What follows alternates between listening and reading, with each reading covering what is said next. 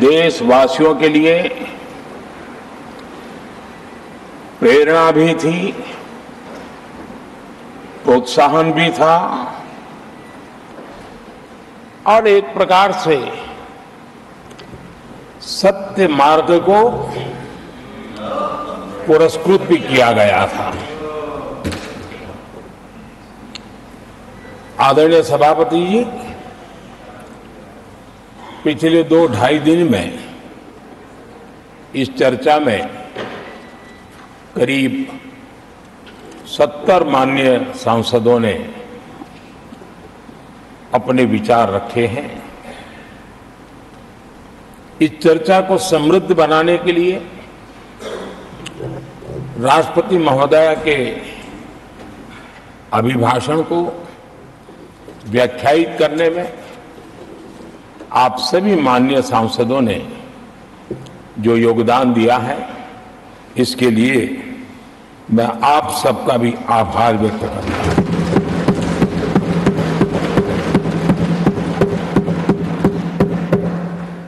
आदरणीय सभापति जी,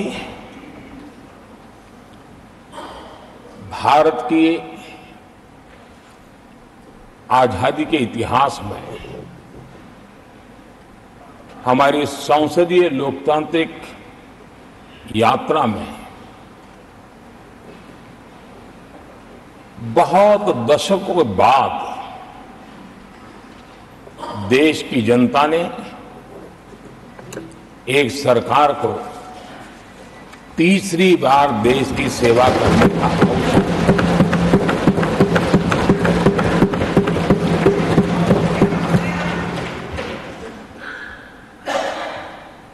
60 साल के बाद ये हुआ है कि 10 साल के बाद कोई एक सरकार फिर से उसकी वापसी हुई है। और मैं जानता हूं कि भारत के लोकतंत्र की 6 दशक के बाद आई हुई घटना असामान्य घटना है। और कुछ लोग जानबूझ करके उससे अपना मुंह फेर करके बैठे रहे। कुछ लोगों को समझ नहीं आया और जिनको समझ आया उन्होंने हो हल्ला उस दिशा में किया कि ताकि देश की जनता की इस विवेक बुद्धि पर, देश की जनता के इस महत्वपूर्ण निर्णय पर कैसे छाया कर दी जाए, कैसे उसको ब्लैकआउट किया जाए, इसकी कोशिश हुई। लेकिन मैं पिछले 2 दिन से देख रहा हूं कि आखिर तक पराजय भी स्वीकार हो रहा है और दबे मन से, कम मन से विजय भी स्वीकार हो रहा है।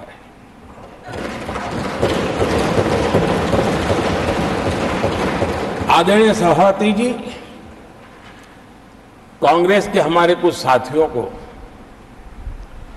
मैं हृदय से धन्यवाद करना चाहता हूं, क्योंकि नतीजे आए तब से हमारे एक साथी की तरफ से मैं देख रहा था, उनकी पार्टी उनको समर्थन तो नहीं कर रहे थे, लेकिन अकेले झंडा लेकर दौड़ रहे थे।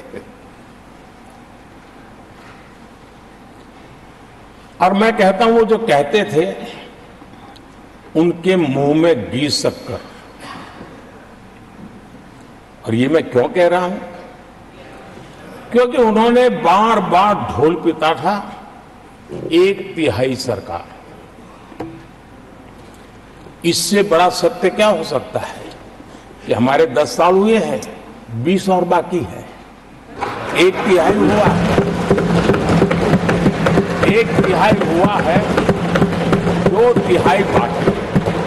और इसलिए उनकी इस भविष्यवाणी को लिए मैं उनके मुंह में घी सकता।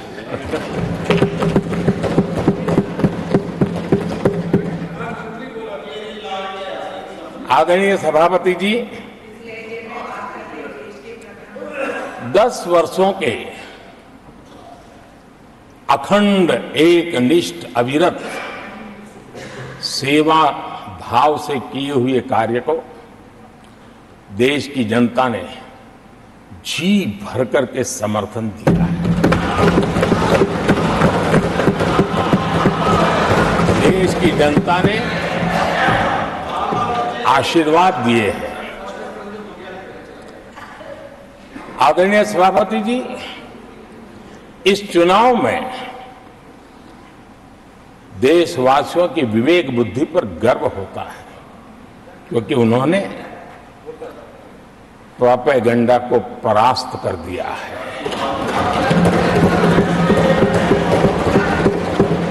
देश की जनता ने परफॉर्मेंस को प्राथमिकता दी है।